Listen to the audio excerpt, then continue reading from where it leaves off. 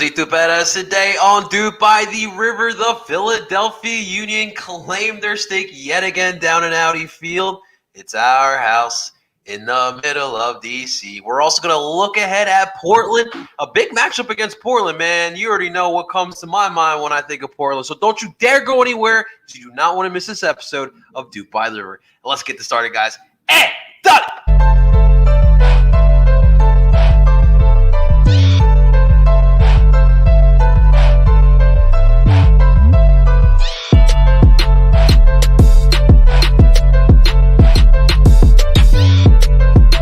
And that is right. Welcome, everyone, to DOOP By The River, the show where we follow everything Philadelphia Union, brought to you by Philly Sports Network.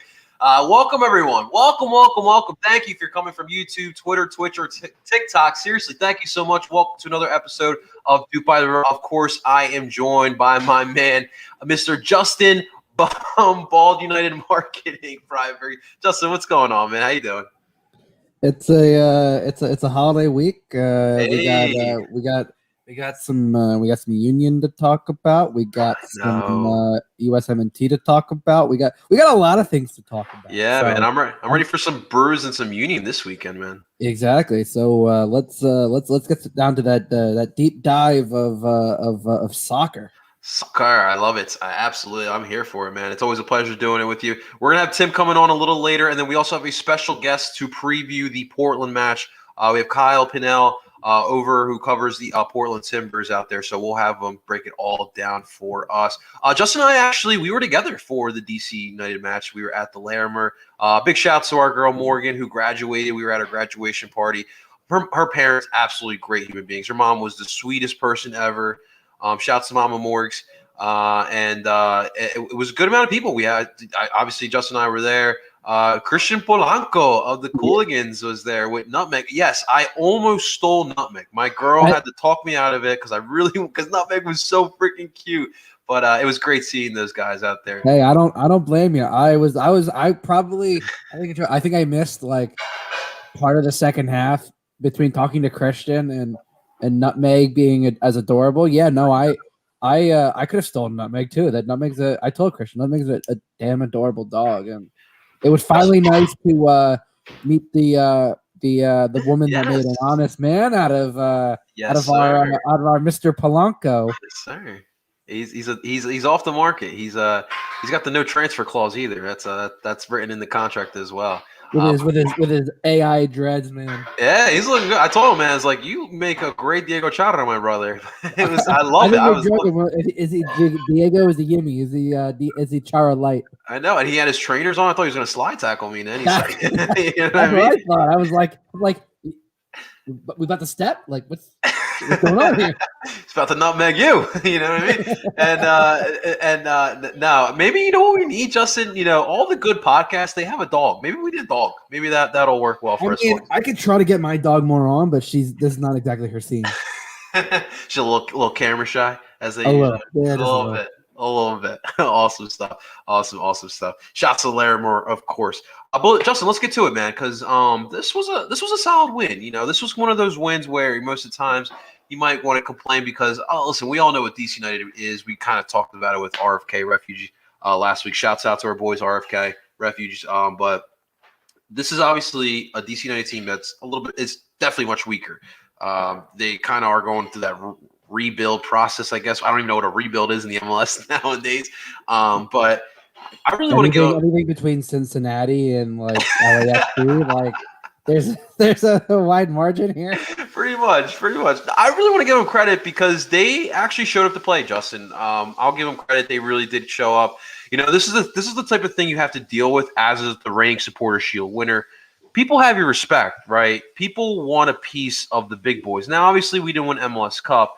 But when it comes to us and when it comes to Columbus, people want a piece of us because of what we showed last season. So when you have a DC United team, you know, especially we talked about the winning streak that's been going on down there. I mean, we've never lost an Audi Field, and we still have yet to lose an Audi Field. It's in their head. It has to be in those guys' head to think like this Uni team. They keep freaking killing us, man. But yes, definitely, I want to give them credit. They really, from my opinion, looked like the better team through 90 minutes. But the point is that the Union showed why they are Supporter Shield winners. The good teams, Justin, that happens, right? A lesser team shows up to play, but it's how do you respond to it? They got you, but how do you respond? And I really felt like Jim's boys responded well. We got the late first half goal by Kasper Shabilko. Great timing by Kasper. It was so good that they had to check VAR because they thought he was offsides. Kasper's got that mental timer right in his head, and he timed that perfectly, and it got right past. What happened to Bill Hamid? Was he sitting in that game or in this match? That's a good question. I don't know if I saw him on the bench, so maybe they were giving him a rest. Shouts to my USMNT guys. Supposed to be the goalkeeper, but I digress there. Yeah, that's a good one. Once upon a time. But no, so great goal by Kasper Shabilko, and then second half, DC kept pushing, kept pushing. Paul Arriola with a nice little. I love the low free kick because it always catches you off guard, right? I remember the World Cup in 2018. We're playing Colombia plays Japan. First goal, Juanfer Quintero, right under the wall. It was great. I love those type of goals. But no, Andre Blake said, no, not today. Shouts to Kevin Matamba. We'll get to Andre Blake as well. But no, the Union finished it out. Great defense in the last 5 minutes. And we walk out of DC again with another 3 points, which, Justin, excels us to third place in the Eastern Conference. Let's go. Remember once upon a time we were in 11th place? Things changed really quickly. A couple highlights in this match I want to talk about. First off, let's talk about Kasper. Okay, he gets his 25th MLS goal in his career. Right, like I talked about, that timing was perfect. Dude, he's already our best striker in Union history. But I mean, how big is Kasper to us, man? I know you are on the bandwagon. Hey, I emphasized it again and again that statistically, and our buddy Paul Catrino, hey, shouts to Paul, bit of a side eye when I said the stats back up that right now in the calendar year 2021, Kasper Shabilko is the best striker in North America. Like, at least for the MLS right now, including other competitions, Kasper is by far one of the best strikers. And you know what it is? I think he's got an incredibly high soccer IQ. Yeah, if you look at the best thing, and it showed in the goal, the amount of times I've seen him caught offside are minimal because he knows how to time his runs. If you look at that goal, which it was very clear that within 20 seconds of the ref going over to that screen, he made his decision. And the quicker that decision is made, the easier it is to know that decision is going to go in your favor. And you know what? You look at that timing. First of all, great ball by Jamiro. I mean, the weight on that pass was pretty good. That's 2 weeks in a row with beautiful assists. Exactly. And then, you know what? The whistle wasn't blown. The flag wasn't raised. You play until the whistle blows. As soon as the ball went in the net, flag up, whistle blows, and they do that. And the refs are done, expected to do that now because they want to see if it goes VAR. And you know what? Either way, Kasper, there were a few chances for him. At least, nothing as obviously as concrete as that, but he gets himself in the right positions. And I think that's why Jim saw him, if they had needed him, to play at the 10, because out of the three main strikers that you're playing, he's the guy that, if you don't have Gazdag, he's a guy that you're going to be playing at the 10. If you need to, if for some reason you absolutely need him to play at the 10, he's got to be like playing D. Well, that's the thing. He's got that district. He's got, for a striker, he's got pretty good distribution. He's got great hold up play. He knows how to drop deep, and not every striker wants to do that. So I think people don't seem to understand how important Kasper is, and I think that it just goes to show that my man gets no respect, is what it is. My man gets no respect whatsoever. Right. And I think it was very clear how important he was in this game, because obviously he scores the only goal.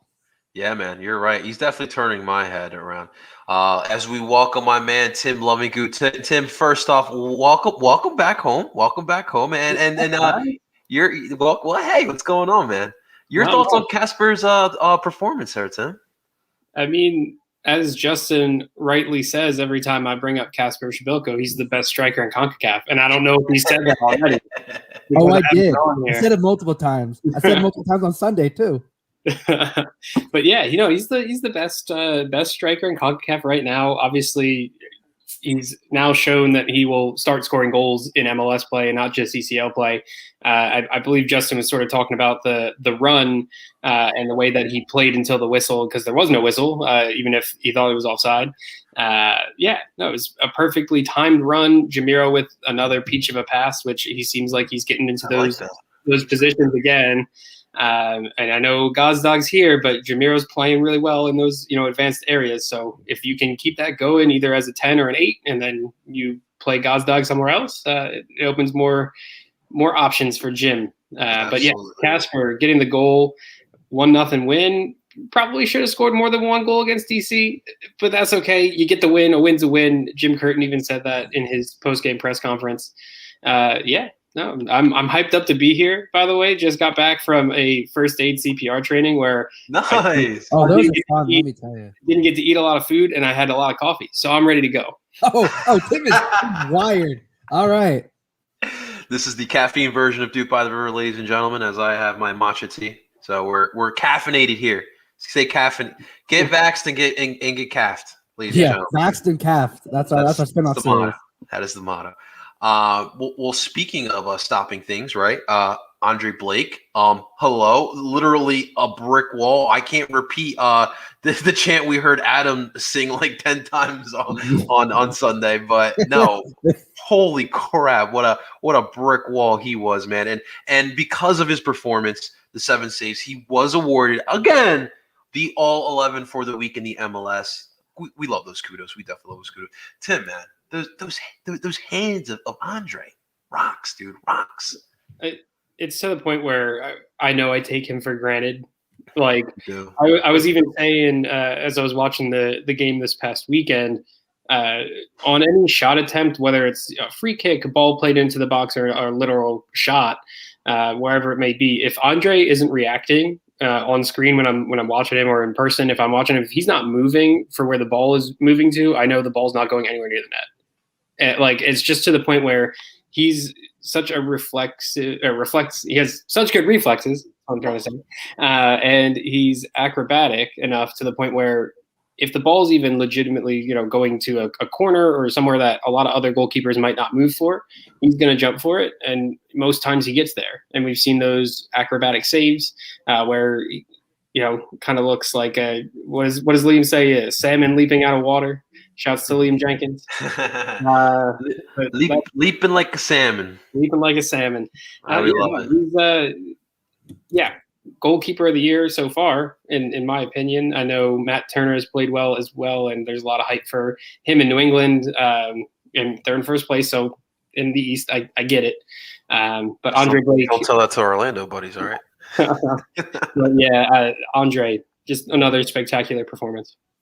Yeah, dude, it's absolutely. And we really do take it a little bit for granted. I was doing Philly Sports it was a Philly Sports show yesterday. The Philly Sports guy was bringing up Andre Blake. He's been super impressed with what he's saying. And someone did bring up the possibility of Europe. And I mean, like, at this point, I don't know if I can really have those realistic expectations for Andre, but just a thought of having Andre, such a good goalie, that in the MLS, like MLS history, like you look at it, like he's up there. Thinking like he could finish his career with the Union, that would definitely be special. To go back, to put him in the echelons of a Jorge Campos. Don't do this to me. A Tony Miola, a Nick Raimondo. That's crazy. Like you talk about even in going back in current Stephen Fry, Tim Melia, he really could be statistically one of the best goalies in MLS history. Now, would I love for Andre to stay with the Union for his whole career? Yes. I would not be opposed to that. But at the same time, I mean, yeah, he might be in his late 20s, early 30s, but at the same time, goalies develop later. Yeah. So him going to Europe is not necessarily out of the cards. But yeah, no, I've never taken Andre for granted. Having played been playing goalie for the better part of at least a decade, I can relate to Andre more than a lot of people can, and so like I'm always usually outside of like 2019, I'm always been defending. Uh, yeah, no, never. Not even remotely close. It could be, Our but Chicago guys got to put there. Robbie but- Shuttleworth, man. Oh, but Did he play I with you? think. I don't know. We'll check that out later. But keep But going. no, I think I think having Andre is a luxury that I know, like Union fans like ourselves know of how important he is, Right. but I don't know if the casual fan truly understands what it means to have that kind of a quality goalie. And yeah, in past years, don't get me wrong, Andre Blake has stolen us more points than I would care to admit. And and I think every Union fan would fully admit that. But I think having that and then building on that and building the attack, like obviously the attack so far this season hasn't gotten as going as you would like, but knowing that your defense is not the issue, it is honestly a good thing to go, okay, I don't have to focus as much on our defense. Like I still need to obviously pay attention, but I don't need to worry about it because I know what I have back there. I know how they've been playing. I know how they can do it. It's then looking at, okay, well, because Andre is very vocal in the back. You hear him, and as a goalie, being vocal is very important because you have to be able to communicate with your center backs, with your defense, especially in terms of playing the ball out of the back, in terms of just get everything settled and who's covering where. And there's a lot of things that go into how a goalie sets up their defense. Right. And I think Andre, having been the marshal in the back there for going on 8 seasons now. Mm-hmm. I mean, I mean, there's a reason why. Like I think he probably could be one of the next players once he retires to be in the Ring of Honor. Like I really don't. I think that is not out of the question by any stretch of the imagination. It's Ali, then it's Andre. That's Ali, then it's Andre. Quick question for Ian has for us. Nashville match got moved up. I know it was moved up a couple days. I don't know specifically why. It was supposed to be the 5th, and it got moved up to the 3rd, I think. Is that in July? Yeah. Okay. So I don't know specifically why, but I don't know. I'd have to check the Union's schedule or Nashville schedule to see about game congestion, but I didn't catch that. I saw that the game moved, but I'm not sure the reason. Interesting. And Ian also says we're too dependent on Andre Blake. I think it was more so that game. Like I've seen it. Yes, I've seen matches where we just Andre's like all standing on his head essentially. But I haven't seen it. This was the only match I really saw that. Maybe the Columbus match too. There's been a few games where he's bailed the Union out more. If it was a lesser goalkeeper, less athletic goalkeeper, probably the Union are losing by multiple goals in a few games where they're a little bit closer. I would think. This is facts. That's how important he is. Trent, well, first off, hello, and also Trent. We are actually all Eagles fans here. We just we're 5 for 5 Philly sports fans. Don't tell him that I also have family who root for the Steelers and may also root for them. I like my Eagles, though. I need my Eagles to do well. It's the only way Philly runs when the Eagles do well. So. Of course, absolutely. We love our teams, man. We love our teams. Even if you need a scorer, you should. No, stop trying to pawn Elliot Collier on us. He does this every week. No one wants him. No one wants him.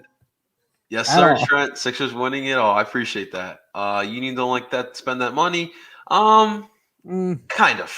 I think the Gazdag, Montero. Well, I also do think the last few years are I also do think that fans would rather us spend the money that we spend in the youth academy on some big So players. But here's the thing with that.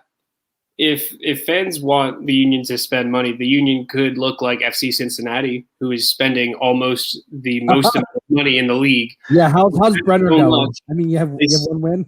They spent so much on their attack, and they didn't address their defense in anything, whether it be the super draft picks, which they took from the Union.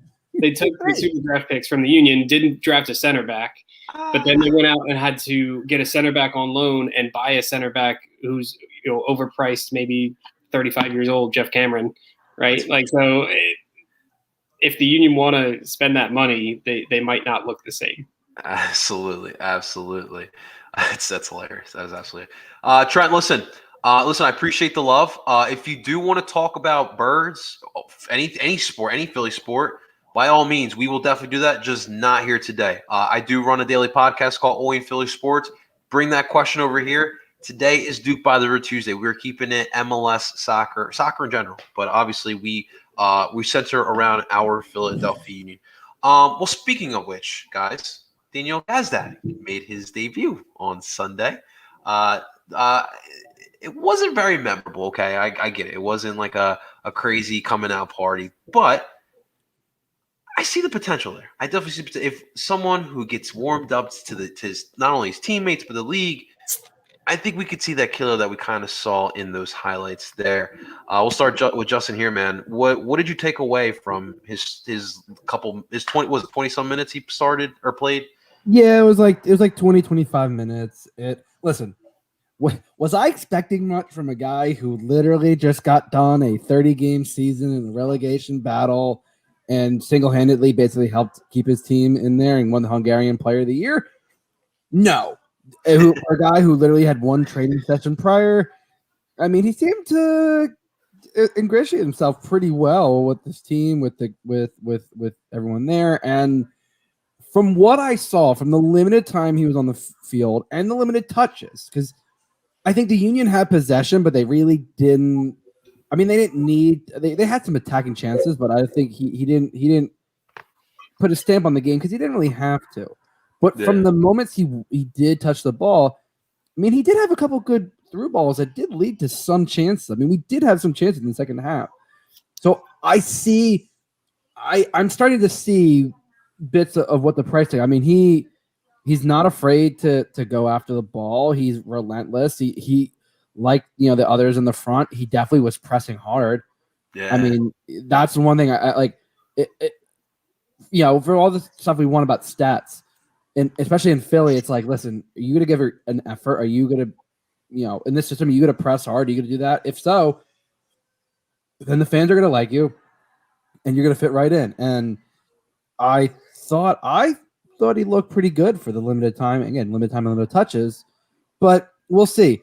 I don't think did he go back to the Hungarian national team camp? Because I thought the camp was supposed to be relatively soon, so I knew DC was a probability if he was coming, but that Portland might be iffy.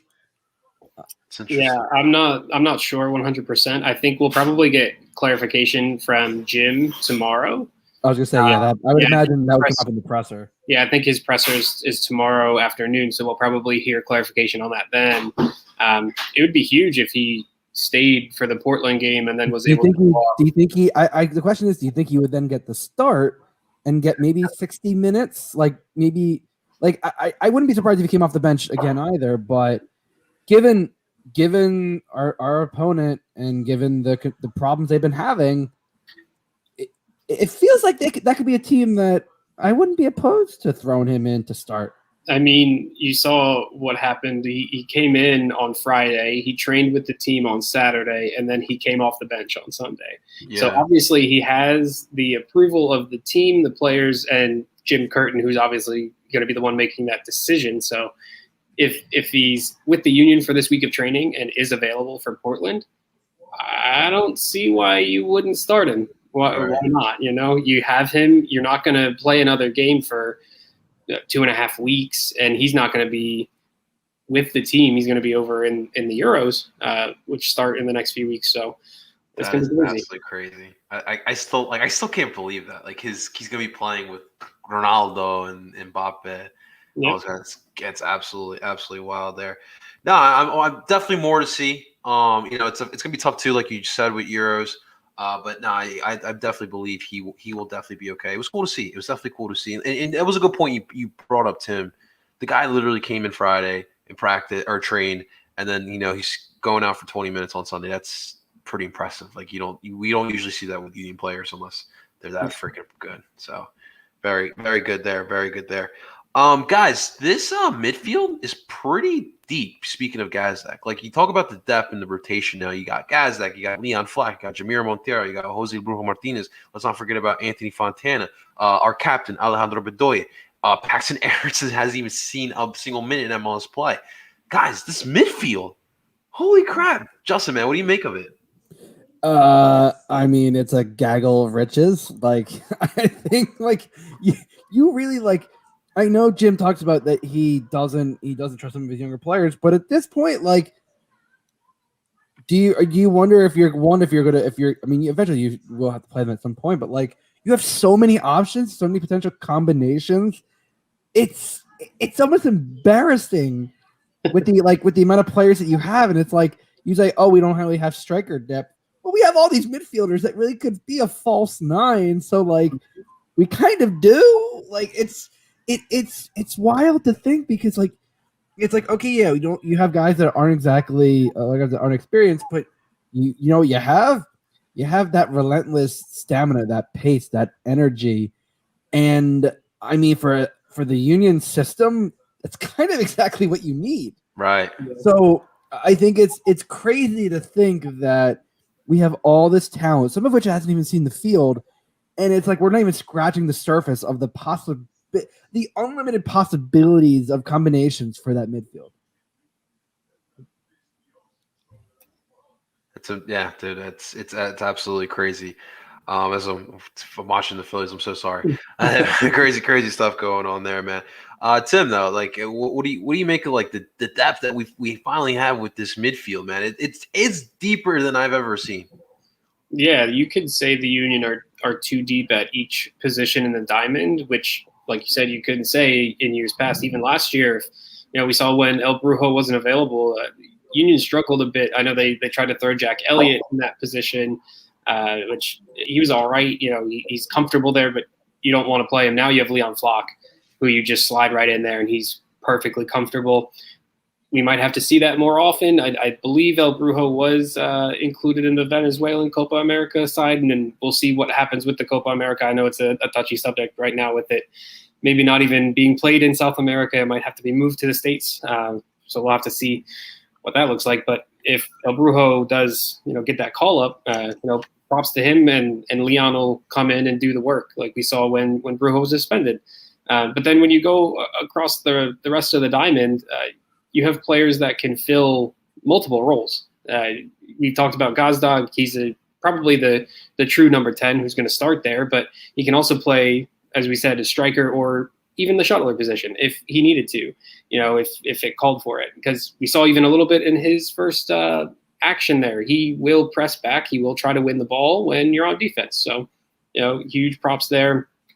Anthony Fontana, we're going to see what happens with him. He keeps getting some minutes here and there, and unless he's the hot player at the minute, it seems like he's more of a super sub role. Yeah, man. We'll have to see with that. But yeah, there's so many different midfielders, and then we haven't even talked about the homegrowns. Jack McGlynn came in, started matches, and was comfortable on that left side of the shuttler midfield position. He started 2 games, and yeah, you're like, oh, this kid looks like he's been playing here for a while, and he's 17. That's wild. Crazy. And we talked about Paxton Aronson. Jim Curtin said his stock was rising. He didn't make the 18 for DC, but he's going to have his time. And when he comes on, whatever role it's going to be, he's going to give his all, like we saw when Brendan came on. So right, it's possibilities are endless. Like Justin said, there's so many different combinations you can now throw out there to surprise opponents. or when your depth is called upon now, you are too deep at each position. If someone goes down with injury or there's a call up, either way, you are solid. And it's really going to be how the Union continue to be a top team in the East, is if their diamond midfield performs the way they have, whether it's grinding out results or starting to score more goals from midfield. I think that's going to be the next step if the Union really want to push for first place again. Knock on wood, maybe even push for a shield. I know Seattle's way ahead of everyone else, but this is my optimistic and overly caffeinated thinking. If they want to push for that, you got to see more. You got to see more goals from the midfield, which is what Gazdag brings. So it kind of all keeps looping around, and that's, I think, what Jim Curtin wants, and lots of options now for him. Yeah, and what's crazy too, I mean, we know, like, in this system, the 4-4-2 diamond, like, how important that midfield is, like, how compacted it is, but they do cover a lot of freaking ground, all four of those guys. And the thing is that a lot of these players are like Swiss Army knives. Like Leon playing two different positions. Jamiro can play every position in the midfield, which is crazy. And same with Ali could play. But I mean, we haven't really seen him. You don't want to see him as a 10. He's played there a few times. Yeah. I know that. But he was, when we did the 4-2-3-1. He was a CDM. It's a little difficult in this formation, but the fact is that you have guys who can play different positions, and that's really important to see there. But this was an interesting room. Yeah. Can you imagine? I need another ridiculously overaged center back. Like I said, Cincinnati is just throwing money to make their fans happy, but then they win like one or two games. That's not. Fans, do you want to beat Cincinnati? If not, then shut up. Exactly. Pipe down back there. I mean, just imagine who would you say is our fastest player? Joe Zhao, without a question. Jamiro, you saying? Wait, who'd you say? For Cincinnati? No, for us. Sergio. It's Sergio Santos. I would be interested for a race between Sergio and Leon. I feel like Leon's faster than fast. Yeah, Leon's faster than that. I did not see that. Well, anyways, you imagine like Sergio going full force at Chiellini in this league. I mean, I get it. He's going through the best of the best right now in Serie A. But the thing is like some of these players come in here and they underestimate us. They think it's like, I think it's better than league. There's certain players that like and managers that like you come in and you're like, this league is a joke. We're gonna stroll through this, and then they're gonna like, oh no, like this league's a whole different animal. Like and I think that's the thing that once these people start to realize that, they try to do it differently, and it's like they're still not doing it well. Like Cincinnati throwing money at the wall and hoping it works. Well, you haven't spent any money on your defense. You signed us an aging center back on a free, and what does he do in his first game? He goes and gets hurt and gives up a goal to Higuain, and then he plays again the next game and they win. But I mean, Montreal missed the sitter of the year and Kyoto. What if any of y'all have not seen the easiest gimme miss that I've ever seen, go back and watch Romel Kyoto miss it against Cincinnati and then go, okay, yeah, Cincinnati got pretty damn lucky. So throwing money at the wall, it doesn't, for all the Union fans, it doesn't always work. Even look at Miami. Miami's still kind of trying to scrape it together. Yes, that is very, very true. Guys, one other thing I wanted to look at real quick. Your MLS.com, MLSsoccer.com. I got to reiterate that one. They put out their power rankings this week. Number one, of course, Seattle is absolutely killing the game right now. I really don't want to say number two, but New England Revolution. Number three, your boys in blue, the Philadelphia Union. Yes. Number four, Orlando. 5, SKC. 6 are this weekend's opponent, Portland Timbers. 7, NYCFC, rising up in the rankings there. 8 LAFC, 9 LA Galaxy, and number 10, those Nashville soccer club guys. They're playing some soccer down there in Nashville. They're actually doing pretty solid there. You think the 3 is justified for us? I mean, I'm not 100% sure. I think they're definitely top 10, and I know MLS soccer rankings, they were ranked as 6, which might be slightly more accurate. I think 3 through 6 might be a range where I feel like it's a reasonable range given how they started, and I feel like now that they've kind of almost not maybe kind of leveled themselves off. But a 3 might just be a tad high. But again, it is what it is. Listen, the fire suck without a gift from J-Mac. Oh my God, Justin! You don't win that game. I'm sorry. Fire today, man. Yeah, man. The J-Mac gifted y'all a goal. That was a howler of epic proportions. At least give a warning, Justin. Yeah, apparently John McCarthy might have been hurt, which is why he didn't dive to save that. That's at least what the rumors are. But the helmet for the Union being at number 3 in the power rankings, they were at number 3 last week too. It's kind of been a trend since they won the Supporter Shield. I don't think they've dropped down lower than 10. I know that they haven't been down there yet. So MLS power rankings are what they are. Take them all with a grain of salt. You usually see the top team in Supporter Shield standings right now at the top, which is Seattle. You see then the next best team in either conference, which would be New England, and then it's kind of whoever was kind of around the top. Then round out the top 10. Yeah, man. Well, I'll tell you what, it's gonna be tough to stop Seattle. But our next guest that we're about to bring on doesn't want to talk about Seattle. No. He doesn't. He doesn't like those guys up in there in Seattle. So obviously this weekend we're facing off against the Portland Timbers. So joining us now on the DOOP By The River guest line, we have my man, Mr. Kyle Pinnell, to break this matchup down. Kyle, it is good seeing you, buddy. How you doing? I'm doing well. It's nice seeing you as well. And yeah, Seattle. I've already seen Seattle once this season. They look good. That's about the extent of my analysis right now on the Sounders. They're doing fine, guys. Don't worry. Yeah, absolutely, man. Well, Kyle, first off, it is so good seeing you, my man. It's been about a year since we last talked. Obviously, we caught up for the semifinals of the MLS is Back tournament last year. Well, first of all, what's new with your life, man? What have you been up to? As far as personal, and then obviously with the Timbers coverage.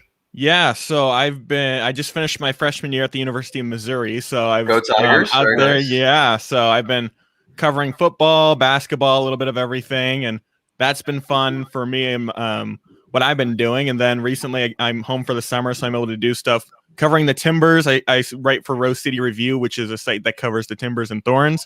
So it's fun being able to do that. I actually started up. I have some dual Sporting Kansas City type background now too because of Mizzou. So I started up my own thing there. So yeah, they've been the organization there's been nothing but gracious as far as credentialing me. I was at the Orlando City home opener there, so that's been a blast. Yeah, so I have a podcast doing stuff for Sporting Kansas City and KCNWSL. So I'm just all over the place right now, but it's been a blast. Dude, you got the right mindset though, man. Just do whatever you can, man. Stick your head wherever you can. That you're definitely doing it right, man. I'm so happy to see that you've come a long way in a year, man. We got a mic. We're doing podcasts now. I know. 3 week now for me. Yeah. Ooh. Let's go, Kyle. Let's go, man. In about 3 years, I'm gonna see you on ESPN next to Taylor Twellman, man. It's gonna be great. It's gonna be great.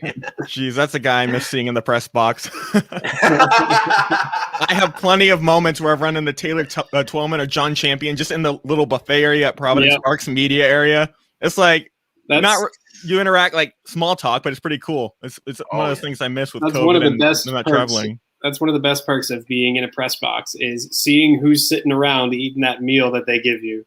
Nothing beats it. if your first reaction when walking into a press box isn't to look at the sheet of people who are also in the press box just for the fun of it, like that's always a blast. This year with COVID and Zoom and all that stuff, ironically, I was at one of Peter Vermees' press conferences. So it starts with Kyle Pinnell from the podcast Soccer from the Zoo. Next question is Paul Tenorio, the Athletic. So it's like, So okay, surreal. and they can't. Yeah, so it's one of those things, but it's always awesome. I You love know, it. you know what I find funny about that is like we get starstruck by people like that. Like I even still like Sunday we saw Christian Polanco from Cooligans. I still get like, oh my God, it's Christian Polanco. But then like you look, other sports fans, other people look at it and they're like, who the hell are these people? And we're like, listen, you kidding me? It's Taylor Twellman. Are you what? You don't know who that is? What are we doing? Right? Like, It's like, oh, I think I remember that from seeing it on Sports Center. I think it was like after a drawing of crayons or something. I forgot even what it was. knows? one of the top 10 moments on Sports Center, that's for sure. Yeah, man. But well, Kyle, let's get to it, man. We're obviously you still have allegiance to Portland. Obviously we want to know what's up with Portland this year. You guys kind of in the same boat as us. Having to go through Champions League and having to go through the MLS schedule that was, man.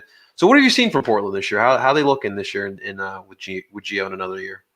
It's been interesting, and I know for Philadelphia fans, the one struggle you might be familiar with is CONCACAF Champions League. Obviously, Philadelphia has the team just dispatched Portland and Club America. That'll be fun, but that's a different conversation for another day. I'm just going to say the beginning of the season was rough.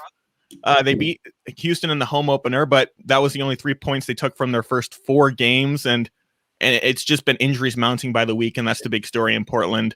From a 1,000-foot view, you look at Steve Clark real quick. Yeah, you look at Steve Clark in the first game going down. You lose Andy Polo a week ago, and that was it was bad. I was at a friend's house watching that game, and I saw that tackle, and I didn't even have to look. I'm just like, I'm like, oh my God! I go, that's a red card. My buddy goes, no. I'm like, dude, that's a red straight card. red. I'm like, that's the easiest red card you're ever gonna give in your refereeing career. I was like, oh my God! And then I was like, then we saw the injury list for Portland. And we're like, that's almost a starting 11. Like it's now 10 names long. If anything hasn't changed, insane. But yeah, kind of you go off of that. You see Diego Chara. He had a hamstring thing against Seattle. Same thing with Larry Samabiala. He will be out against Philadelphia. Chara is probably a game time decision. We'll know more when we talk to Gio.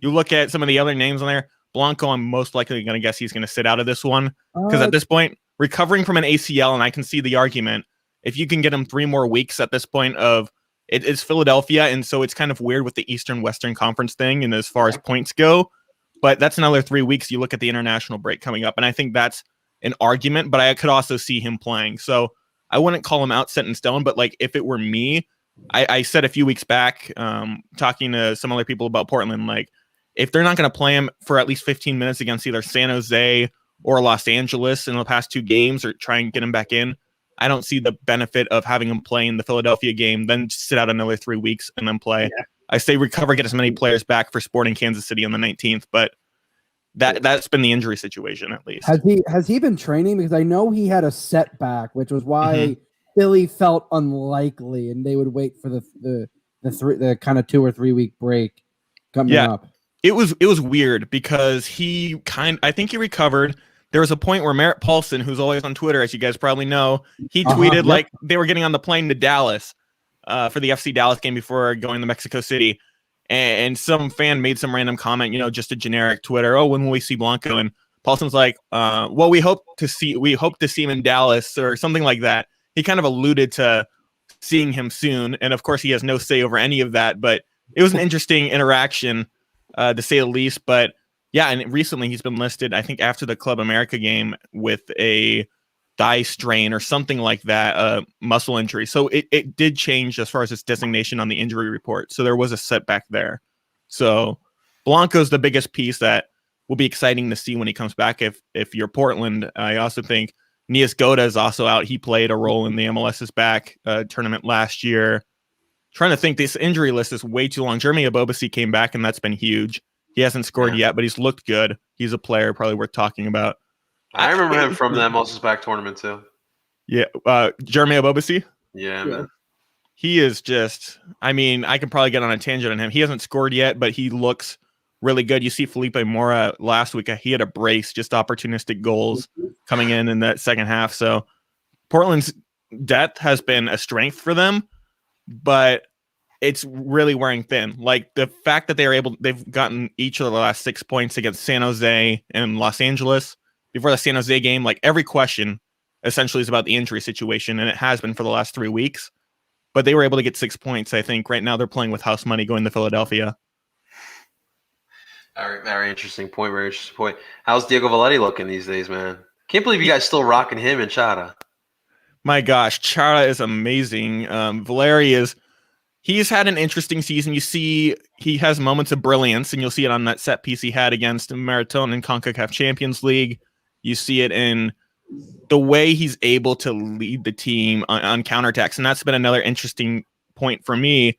The team's really relying on Sebastian Blanco and Diego Valeri in their relationship and their ability to play 1-2 passes. That right now, the way that the team's set up in more of a 4-2-3-1, Valeri's kind of been struggling to find as much influence in the game. I think when Portland's been most successful, it's him playing underneath a pair of strikers, whether it be Abobasi or Mora. That's when he's able to connect more. There's been times where it feels like he's been more isolated. So I think right now you're looking at him. He came off the bench, I believe, against San Jose. He started against the Galaxy. I don't know if any of you guys follow Chris Reifer. He is a good voice for Portland Timbers stuff as well. He noted, and it was very much correct, against the Galaxy that the Timbers players were playing everywhere. Like Valeri was on the right wing. Jeremy Abobasi was also on the right wing or something like that. Darren Espria's doing whatever he's doing on the left side of the field. Jimmy Chara's at left back. It's soccer. Espria plays soccer. I don't know what it is. It's the equivalent of soccer, I think. I mean, he almost had a goal of the season contender on like a bicycle kick that went like sailed over. Like I can see it. I'm like, I see him line up front. I go, he's not getting that. He's like, what are you talking about? I'm like, watch, and he does it. I'm like, he didn't even get far enough back for that to even be. I mean, Espria leads the Timbers in moments per season where you think if that goal would have gone in, it would have been a goal of the season contender. He almost had one against Club America in the home leg. I remember where he just kind of dances around 2 players and steps through and puts one in that goes off the right post with no angle. So who knows? Which I will say though, shouts to that throwback Valeri jersey you got in. The that one's signed too. I dig that. Yeah. No, that was a gift before I even started covering Portland. It is pretty cool. So definitely a favorite for me in the background there. Just don't tell Diego about it. Okay, I'm just kidding. Oh, no. Ever since covering the team, now it's been a bummer not being able to go in the locker rooms, but I've gotten used to it. But the first few times, it's like surreal. You're like, okay, so just gonna talk to him and all of that stuff in the locker room, like a few feet away from him. Can't wait until we get back there. My first locker room experience was a few years back covering the Philadelphia Union, going in a game they had just drawn against Montreal Impact when Didier Drogba was on the team, and walking into the Montreal away locker room to go interview Drogba. Like, what? What are you? Yeah. That surreal moments for sure. That's what you get in MLS, right? It is. I love it. It's I miss that. I don't even know when we're going to get that back. Hopefully soon. I don't know what they're doing in Philadelphia about that, but I know some markets have media going to trainings again. Portland, not even close to that. So I was just saying, what's the capacity? Because I know for the game against Portland Sunday, it's 75%, and then we go full right after the break on the 23rd. I think Portland's almost there as well. And I just today, a few hours ago, I think Multnomah County, which is a county where Providence Park is now at low risk. So I think the numbers there are good. I know that in his press conference, Gio Savarese started off by talking about like having more fans and something like, I think he let it slip or something like that. Because then when I asked him I was like, one, how's Abobasi doing? Because it looked like he got injured against San Jose. And I'm like, was it did you just mean playing at home in front of fans, or do you mean more fans? It's like, oh no, I think to the best of my knowledge, paraphrasing here, of course, that there will be more fans certainly soon and hopefully near 100% capacity. So I did some digging on that. It was normal for this last weekend, but then there is something there. So after the game against, who was it, Los Angeles, Merritt Paulson, again, direct source here, tweeted that they are the next game, he did say the next game protocols will be very different. That's 3 weeks against Sporting Kansas City. So I think, and the Blazers, for reference, they're having a playoff game tomorrow. 2 days from now, Thursday, whatever day that is of the week, and they're going to get to 8,000 fans, 50% indoor capacity. So I think we could see it close to 75%, 100% against Sporting Kansas City. But for right now, you're looking at about 15%. That match is going to be tough for you, man. You're going to be conflicted. Oh, my gosh. No, I'm looking forward to seeing. I mean, I can't even see some of the PR people who I've made good relationships with in Kansas City or Portland. So, but it'll be fun. I'm looking forward to that game a lot. So that'll be fun. Absolutely. Of course, ladies and gentlemen, we have brought in our another PSNer, our Zach Larbasso. Zach, what's going on, man? How you doing tonight? Hey, how's it going?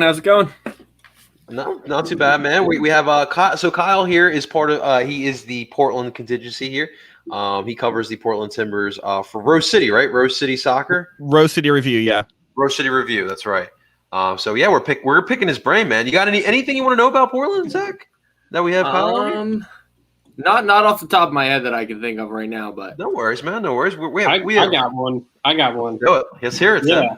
So we all know about Portland's, attacking options. Even with their injuries, they've still been at least a little bit intact in terms of what they can do offensively. Like you said, they look to kind of still go on the counterattack. My main question is with all of these injuries and things like that, how do you assess their back line and their goalkeeping situation, which is just in shambles right now? You say that, and that's been the strength of the past 2 weeks, right?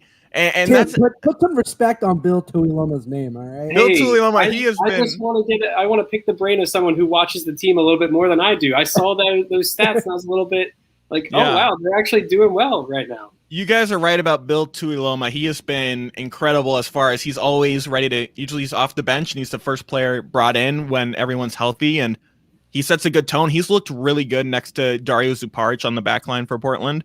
It sucks to have Larry Smabiala, who has been solid. I think for Portland, that center back pairing of Zuparic, who's been quietly a really good player for Portland on the back line, and then Mabiala with some of his pace, has been a good combination. Now, Bill Tuiloma has looked really good too, and I think I kind of get there's moments where Portland's back line kind of go, you just wonder what just happened with as far as that's going, and I want to add to that in a second. But when it comes to those two, they've had such a good partnership. Logan Ketter, 2 consecutive clean sheets. Has been that's what's impressed me the most out of the last few games. And you look at the players they've gone against, Chicharito, Cade Cowell. I mean, those are the 2 that kind of stand out. And for the not to allow any goals, even in a fluky way, has really impressed me with that back line. So I'm more confident there than if you go further forward. And I think with Philadelphia and that midfield battle is going to be interesting. Just looking at, it depends on if Charles and Eric Williamson has been amazing. He's taken another step up. Yeah, he's been good. Jason Christ leaving him off that roster. I still can't understand that one. Every single Portland Timbers game is essentially subtweeting Jason Christ. Like, if you just watch the game on Sunday, I believe is when the game is, and then just on Twitter, just type in Jason Christ and start scrolling. And eventually, any big thing Eric Williamson does, it's one of my favorite things. But yeah, if you have him, Diego Valeri, whether he starts or not, you have Jimmy Charles probably have to drop back. Andy Polo was playing that temporary midfield role, and now he's injured, so that kind of hurts midfield depth. I think Philadelphia has a huge edge in that part of the game, especially if Char is not playing. Yeah. So that's what I'm kind of interested about. But outside of that, and I don't know if we had time to discuss the outside backs, and that's probably the biggest weakness. So I don't know if you want to go there right now, or that will be an interesting battle, I think, between the 2 teams, because I mean, with the Union, you've got 2 outside backs that can and will bomb it up the wings with those 1-2 combinations, and I think it, depending on if Diego Chara is healthy and available, I think he's gonna be all over whoever's at the 10, which we've talked about. There is a multitude of options. Given Jim's pressers tomorrow, so I'm sure we'll hear what the situation is with Gazdag and whether he's still here, getting ready to go to with Hungary for the Euros. But I think that the outside back matchup and the ability of if Chara isn't there, will the Union be able to get, because the Union love those stretch passes. The stretch passes with either Sergio or Corey, making those diagonal runs. And depending on the center back combination, I mean, you guys have a lot of tall center backs. And I wouldn't say center backs necessarily with any real speed. So I'm curious as to if you're concerned about your back line getting stretched, because that is one thing. The Union have not scored a lot this season, but they get a lot of good chances in the in terms of getting that behind the defense and then cutting it back. And I think Portland's defense can get a little stretched at times. Well, here's how Philadelphia can easily pick apart the Timbers on Sunday. If they like to play those diagonal passes to open up spaces in those wing areas, all they have to do is just continue pinging balls from the midfield to the right wing. Do it again and again and again and again, and stuff will happen. And the problem has been, and that's what I was talking about with the outside backs, Claudio Bravo has been an interesting. He's been, if you gauge Timbers fans right now, he's the player. He's conceded 3 penalties of his own. I think he's conceded almost all of the penalties the Timbers have conceded. Multiple handballs. He's been good in attack, and I'll give him that. And I just think he has a lot of individual moments where the spotlight's on him, and he's made some questionable decisions that have resulted in penalty kicks. He's been beaten time and time again down the flank. Now he provides a lot in attack, and I don't want to completely be unfair to him, but if you're looking at one area, and you see it in the past few weeks, Los Angeles, San Jose, who else was there? Every single team, Seattle, has been going down that right side, every single one, and that's how you get, or they've been finding space, because he will either go too forward and there'll be the space in behind him, or if the one-on-one defending isn't the best. Now, if you contrast that to the other outside back situation for Portland with Jose Carlos Van Rinken, he's been very solid. He's looked really good in his role. So I think it's going to be a lot harder for Philadelphia to go down the left wing than the right wing. So I would assume that Curtin the tactical setup there will be looking to attack Bravo as much as possible.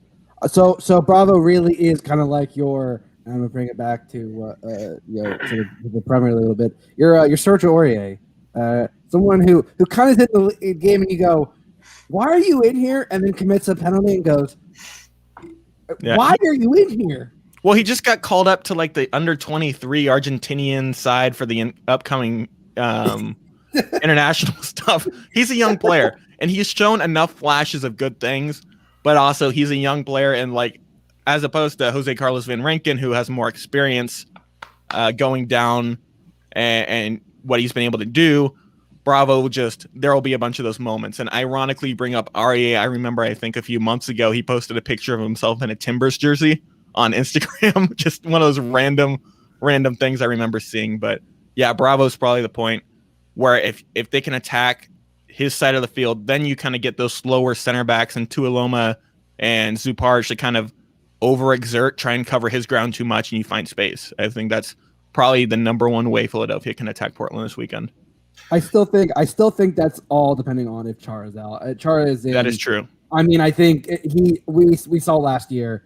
The man is an artist at waiting until like the 85th minute to accumulate that foul and then get the yellow card. And it's like, how did it take this long to get him a card? Well, don't worry. There will still be a Chara on the field one way or another. There is still one healthy Chara on the Timbers. And yeah, that's the benefit. One of them's on the field, so one of them will still make Philly's life a living hell. Well, I'm not gonna lie, I don't mind that. Yeah. Absolutely. Well, I'm not gonna lie to you, Kyle. You kind of make me feel a little bit better about this matchup this upcoming weekend. But let's get to it, guys. Let's go around. Let's get some predictions here. Zach, you just arrived here, man. Let's hear how do you feel about Sunday? How do you think it's going to go? And give us a final score. So based on what Kyle just said, I think Jim's going to go with the front three of Santos, Casper, and the new man himself. Because I think Gazdag's got the pace to be able to go down that right side.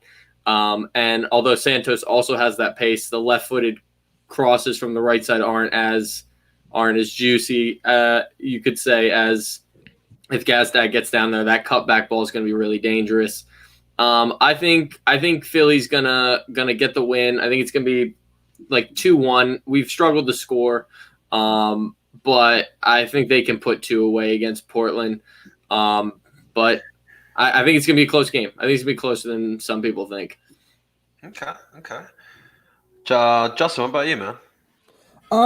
Yeah, I'm thinking something similar. We discussed it earlier. I'm not sure how that the lineup's going to look out in terms of the front three. I mean, your midfield is going to stay the same. Your back line, obviously, on like there's certain parts of the lineup you go, it's not changing. It's not changing at all. Now, if from Jim's presser, if Gazdag is still in the country, I think there's a chance he gets a start. Yeah. At least for 60 minutes, I'll say. I think as a warm up for the Euros. If not, I think Jamiro's in there. I think that's no problem. And your front two. I think my money would be on Sergio and Casper, but I know the last game we did start with, I believe it was Casper and Corey, which either way, if it is Sergio, I think the good thing, even with having Bedoya and Bizo on that right side, is Sergio's been making this crossfield runs, and that's why I said that as it is, that you can stretch that back line. Sergio's been making, he starts on the left, but he's been cutting in, so I think he'll definitely make the Portland defense sweat a little. But yeah, I think Zach's right. I think 2-1 seems like a reasonable score line. And I think it's gonna be one of those. I think it'll be 1-1 at the half. And if Gazdag is not starting, I think he comes on around the 55th or 60th minute, and then he helps create that goal. I think it's going to be a tight contest. I mean, whenever you have Diego Valeri, that man makes me. He's one of the few players in this league since he's been here that has always made me worry, because no matter if you give him any time and space, he's going to try to find that pass. Yeah. Now, with Portland, it's if he passes that to Darren Asprilla, that moment that looks like it's going to make it, but it's not. Like, it's all it takes is that moment of brilliance from him. And I think you're going to have Leon. I think Leon is going to try to be all over him. And I think Leon's been doing a great job of helping to shut players down. I mean, the guy has ridiculous energy. He's been a massive steal since coming over from St. Pauli. I've said signing of the season without question. In the MLS. I think that might be a little bit of a stretch even for us here. But I think that is going to be the matchup that I'm going to be most looking for, is who's going to be covering Diego Valeri, because I think I have no problem with Kai or Olivier covering Bobasi, depending on which side he comes on. I know Savarese likes to kind of mix that attacking front up, so I think I'm not worried about that. It's whoever they're going to be putting on Valeri, and if Chara starts, if he plays, which we'll see as the week goes on, I think I wouldn't be surprised if Gazdag started, because I think he can handle a bit of the physicality. But yeah, it's gonna be a real close game. I'm definitely looking forward to 75% capacity. It's gonna be nice. If anyone's going down to the tailgate, I know it's gonna be hopping. I know I'm gonna be down there pretty early. But it'll be a good game. And it'll be definitely a good game right before the holiday break. Yes, sir. And I think 2-1. It's gonna be a real close game, but I think the Union just pull it out. Oof, just pull it out. Tim Loviku, give it to me. So my writer's brain has been looking for a narrative in this type of match, and I think that the Union and Portland come out and it's kind of testy in the first 45 minutes. You get some moments of brilliance from both sides, but no goals are scored, and it comes all down to the last 45 minutes. I see the Union having Daniel Gazdag available. I think he comes off the bench because he did just play a full season over in Hungary. So I don't want him to play more than, maybe 30 minutes. So I think he comes in later in the match. But I think he's kind of a difference maker here. I see him assisting one of the goals. I see Sergio Santos either. I can't decide if I want him to start or come off the bench. Either way, I see him scoring the first goal for the Union.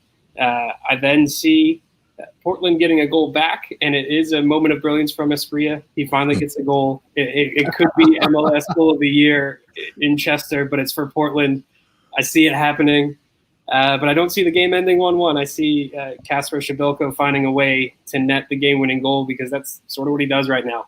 He just finds a way. He finds the right run, right timing, and Gazdag assists on that one too. So 2 assists for Gazdag in the last 30 minutes of the match, and Union win 2-1. 2-1. Shabilko. I think you nearly broke Kyle. Couldn't contain his laughter from that goal of the year from Darren. Goal of the year, Darren Asprilla in losing effort. There you go, Kyle. If you want to help fund your sophomore year at college, put money on that. No, that's the number one. You guys know that's the number one rule for MLS. Never bet on MLS because you get stupidity. The one time you bet on it, Asprilla, or you don't bet on it, Asprilla is going to do something completely stupid. I mean, this game though. I don't know what to think. I mean, you say late goal, and that kind of has me kind of recoiling a little bit, because this Timbers team in the past have been known to give up a lot of goals after the 15th minute, I think, or in the final 15 minutes, to better phrase that. The last few seasons where I think they've led the league in that statistic, and they've looked better this year, and it hasn't been terrible, but that's still, looking at recent seasons, kind of causes me to cringe. I think, I'm probably going to pick more of a homer pick here. I'm going to try and talk myself into the way I could at least see the Timbers winning, because I'm not going to lie, a few weeks ago, I said getting 4 points from the 3-game stretch of San Jose, Los Angeles, and Philadelphia would be considered a win in my book. They already have 6 points. So again, that's kind of where I was going for with house money. It's a Eastern Conference opponent, which is, I don't know how I feel about the schedule, and really only 2 Eastern Conference, Western Conference matchups. I don't really like it as much. I get why it's needed, but I like seeing matchups like this where, like, I'm not going to be able to pay as much attention to the Eastern Conference this year, because like Sporting Kansas City and Portland are both in the West. So it's a bummer, because there's a lot of fun teams out East. But, getting into this game, I think this is one where 2-1's a reasonable scoreline. I think if Portland wins this game, it would have to be 3-1 or 3-2, just because of the chaos there. I think and correct me if I'm wrong, because I haven't seen a lot of Philadelphia this season for obvious reasons, just kind of looking at these other 2 teams. But is Philadelphia more of a team that likes to sit back and play in transition as well? Is that kind of what I've a little bit it in depends. between? They'll press from the start to the finish. But yes, you could say they sit back a little bit when they can. Okay, so they're not like a bunker in place, but they definitely it's a selective press. Yeah. But if you watch the games where they're not, like, when the other team is dominating possession, we usually do really well in those matches, because means you fell in our trap. Yeah, I was gonna say, I think those moments where we can see more possession are the moments where we get that goal off the counter. So that's, and it. I mean, outside of NYCFC, like, we haven't given up too many goals this season. So I feel like low scoring definitely feels like the name of this game. The thing is, and I only asked that because, like, Portland's a lot of the same way. Now, they tried to play with possession against Seattle and fell on their face. They played with 36% of possession against San Jose and won 2-0. So they're, again, a team that when they can get in transition, I feel like this game will be both teams trying not to let the other team have, or each team wants the other team to have the ball. It'll be one of those games. No, you have it. Yeah, and I don't know from a watching it standpoint how great that's going to be. I think it's going to be like where I say 3-1, 3-2. It's going to have to be when Portland catches Philadelphia in a moment of transition, of both teams wanting to counter and play in transition so much that there's a moment for the other team to attack on that. And I think it could go both ways, honestly. But Jimmy Chara, his thing this season has been consistency. You see a really good chipped goal against San Jose but then doesn't show up for a few games, or you don't really notice he's on the field. If he shows up, he's great in transition. You have Diego Valeri. If he shows up again, he can pick out those passes. There's a lot of different ways in transition the Timbers can find a random goal. And there's been times where I'm like, well, the Timbers, I don't know how they're going to find a result in San Jose. And they prove me wrong. And they prove a lot of people wrong. I mean, if Eric Williamson does what he's been doing well, he's looked more and more like Diego Chara every single game. He's the X factor, I think, that as opposite to Claudio Bravo, that Philadelphia fans should be watching as far as just his ability to influence the game. But I will say 3-1. I think Jimmy Chara will get on the score sheet. I think that I don't know if Diego Valeri will. Maybe Eric Williamson finds something, and why not? I'll throw in Espria just for the fun of it. But I can. Kyle, Tim's infected you with his delirious optimism. No, always. That is true. I can easily see this being 3-1 Philadelphia, but just for the fun of it, we're 3-2. I think it will be a game that shouldn't be as high scoring as it will turn out to be. I remember the last time Portland played in Philadelphia, seemed like a lifetime ago. Brian Fernandez, I think he had a brace in the first half. Oh my God. It was that game. And it was incredible. But I think it will be a good game either way, in a way that doesn't make sense. So probably the most possible MLS game possible. He duped on the Union, then he went missing, man. That was the infamous Brian Fernandez. Kyle, where can people find your work, man? Yeah, I do some coverage for Rose City Review. That's on rosecity.review. Just the podcast for me is Soccer from the Zoo, and you can find that on any podcast platform. I recorded an episode and posted earlier today, so I do preview stuff and then doing recaps from press conferences and recaps of the week on Fridays, and the Rose City Review podcast is the other one I help work on. So you can find my work there for anything and everything soccer. Awesome stuff, Kyle. It's truly great to see that you have come a long way in the 1 year, man.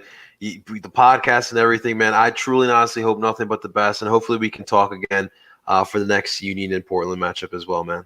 Yeah, it's been great jumping on. I can't believe it's been a year, and I got to get out to Philadelphia at some point. It's on my bucket list. You mentioned tailgating. It looks like right on the river and all that stuff. So looks like a fun place. Same thing with coming out to Portland. That was on my bucket list to come out. Yeah, same here, man. If you're ever coming out, let me know. There's a lot of fun things to be done. Can't wait. But it'll be cool to see 75% capacity there. I'm gonna love watching it on TV. So best of luck. Same to you, man. Same to you. You enjoy that match. Ladies and gentlemen, this has been another episode of DOOP By The River. Seriously, thank you so much for tuning on in. It was a lot of fun, and it was cool picking Kyle's brain as well. Ladies and gentlemen, that is Zach Labasso. That is Justin, a.k.a. Bald United Marketing, Freiburg. That is Tim Lovinguth. And, of course, I go by the name of Ed Parcero Philly. Have a good night. And, of course, as always, DOOP on. Talk to you soon.